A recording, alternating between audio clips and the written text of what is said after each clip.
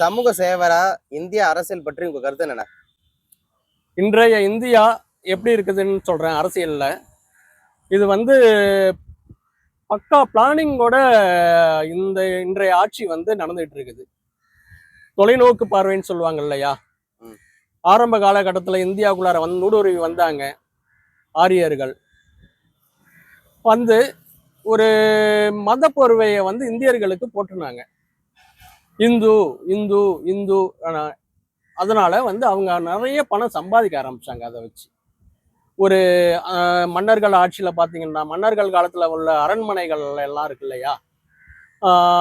தஞ்சாவூர் பார்த்தீங்கன்னா, தஞ்சாவூரில் நம்ம பெரிய அரண்மனை, அதை தஞ்சை பெரிய கோயிலாக மாற்றினாங்க, மன்னரோட அரண்மனையை.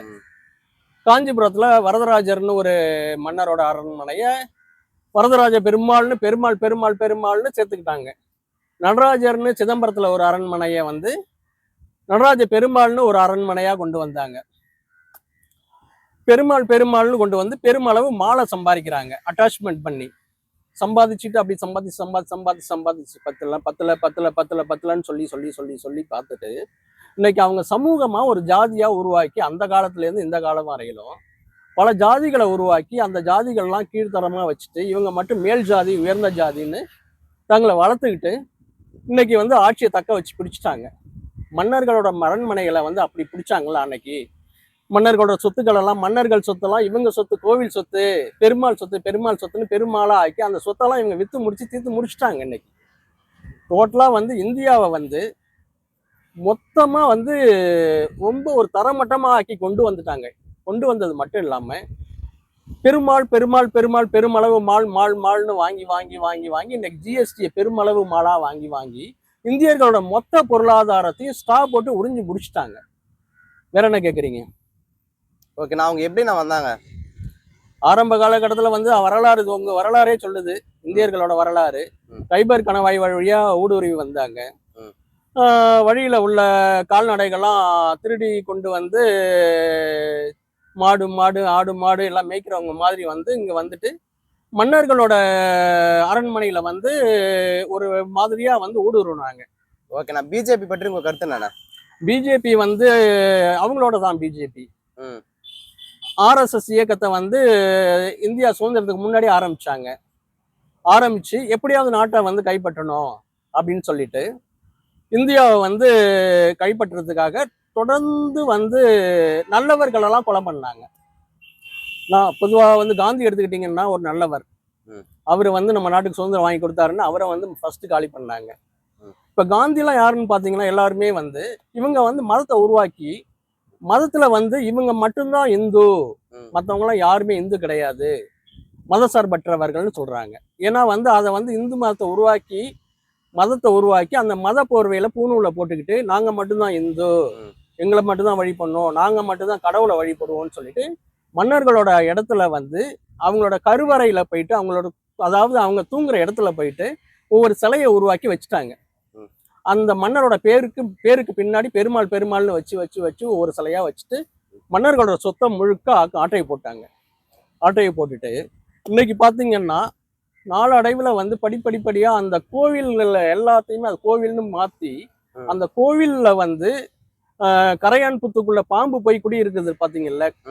கரையானெல்லாம் சாப்பிட்டு முடிச்சிடும். அம்மா கரையான்றது நம்ம இந்தியர்கள், பாம்புன்றது அவங்க. அதனாலதான் அன்னைக்கே பெரியார் சொன்னாரு, பாம்பையும் அவங்களையும் ஒன்னா பார்த்தா முதல்ல அவங்கள அடிங்க, அப்புறமா பாம்பு அடிங்கன்னு சொன்னார். அவ்வளவு விஷம் நிறைந்தவர்கள்னு தெளிவா சொன்னாரு.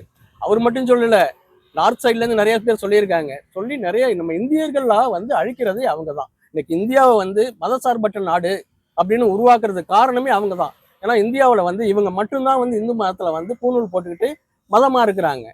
ஆனா மற்றவங்களை யாரையுமே மதத்துக்குள்ளார கொண்டு வர்றது கிடையாது. அதே மாதிரி அவங்க பெண்களை கூட கொண்டு வர்றது கிடையாது. அவங்கெல்லாம் ஒரு மாடு மாதிரி தான், அடிமை மாதிரி தான் யூஸ் பண்றாங்க. அதனாலதான் அவங்கள மாட்டை பொண்ணுன்றாங்க. ஸோ அவங்கள பிராமணர்கள் மட்டும்தான் இந்து, மற்றவர்கள் எல்லாம் மதசார்பற்றவர்கள் அவங்க தெளிவா இருக்காங்க. அதுல சில பேரை இவங்க நீங்களும் இந்துதான் சொல்லி அவங்க கொத்தடிமை ஆக்கி அவங்களுக்கு பணம் கொடுக்க வச்சு அவங்கள இவங்க கண்ட்ரோல் கொண்டு வந்துடுறாங்க. கண்ட்ரோல் வந்துட்டு அவங்க தான் வந்து இன்னைக்கு வந்து நிறைய பேர் வந்து சங்கிகள்ன்ற மாதிரி ஒரு பேரை கிரியேட் பண்ணி அவங்களோட பேரை கெடுத்துட்டு இருக்கிறாங்க. மதசார்பற்றவர்கள் பேரை கெடுத்துக்கிறாங்க. இந்தியாவை பொறுத்தளவு பல மதங்கள் இருக்குது. அதுல முக்கியமான 3 மதங்கள் பாத்தீங்கன்னா கிறிஸ்துவ மதம், இந்து மதம், முஸ்லீம் மதம்னு இருக்குது. முஸ்லீம்ல பாத்தீங்கன்னா அவங்களோட பெண்களுக்கு வந்து அவங்களும் வந்து மத சார்பு படுத்துறது கிடையாது. ஆண்கள் மட்டும்தான் முஸ்லீம்ல இருக்கிறாங்க. அது மாதிரி வந்து இந்து மதத்துல வந்து ஆண்கள்ல வந்து பிராமணர்கள் மட்டும்தான் இருக்கிறாங்க. ஆரியர்கள்ன்றவங்க வேற யாரையும் வந்து அவங்க மதத்துக்குள்ளார கொண்டு வரதே இல்லை இந்து மதத்துலயும். ஆனா கிறிஸ்தவ மதமும் இருக்குது இந்தியாவுக்குள்ளார, இல்லைன்னு சொல்லல. அதுல ஆண்களும் பெண்களும் வந்து ஞானஸ்தானன்ற பேர்ல வந்து அவங்களையும் மதம் வச்சிருக்கிறாங்க. அவங்க தான் மதத்துல இருக்கிறாங்க. ஸோ மத எண்ணிக்கையில வந்து மத ரீதியான எண்ணிக்கையில வந்து பார்ப்பனர்கள் ஆக குறைவா இருக்காங்க. அதுக்கு மேல முஸ்லீம்கள் இருக்காங்க. அதுக்கு மேல வந்து கிறிஸ்தவர்கள் இருக்காங்க, ஆண்களும் பெண்களும். இதுல வந்து ஆண்கள் மட்டும்தான் இருக்காங்க மற்ற 2 மதத்துல, அவங்க 2 மதத்துலையும். ஸோ வந்து மற்றவங்க இந்தியர்கள்லாம் மத சார்பற்றவர்கள் தான் நமக்கு வந்து வருமானம் கொடுத்துக்கிட்டே இருக்கிறாங்க. இவங்க வந்து ஜாதிய தொழிலா வந்து அதை கொண்டு வந்துட்டாங்க. நமக்கு மட்டும்தான் வருமானம் வந்துகிட்டே இருக்கணும், படைச்சிக்கிட்டே இருக்கணும் அப்படின்றதுனால ஒட்டுமொத்த பேரையும் வந்து மத சார்பற்றவங்கள மாற்றணுன்ற முயற்சியில தான் இந்த RSS பிஜேபி உருவாகி இருக்குது. ஓகேண்ணா, இப்ப தமிழ்நாட்டுல இருக்கக்கூடிய அனைத்து கோயிலுமே பாத்தீங்கன்னாக்கா சோ தமிழ்நாட்டு கவர்மெண்ட் எடுத்துக்குது. ம். ஓகேங்களா? அதுவே முஸ்லீம் இது முஸ்லீம் இருக்கு இல்லையா, அந்த கோவிலை மட்டும் ஏன் தொட மாட்டாங்க? முஸ்லீம் கோயிலையா? ஆ. முஸ்லீம் கோயில தான் பாப்பா RSS இடிச்சிட்டாங்களாங்க. இல்ல எல்லா கோயிலுமே பாபர் மசூதின்னு சொல்லிட்டு பாபரை வந்து இப்ப புதைக்கப்பட்ட இடத்தையே வந்து இடிச்சுட்டு அதை வந்து ஒரு பெரிய கேஸ் அப்படி நடந்துட்டு தானே இருக்குது. இன்னும் அந்த கேஸ் போயிட்டு தானே இருக்குது சுப்ரீம் கோர்ட்ல. சரி, ஓகே ஓகே, நன்றிண்ணா.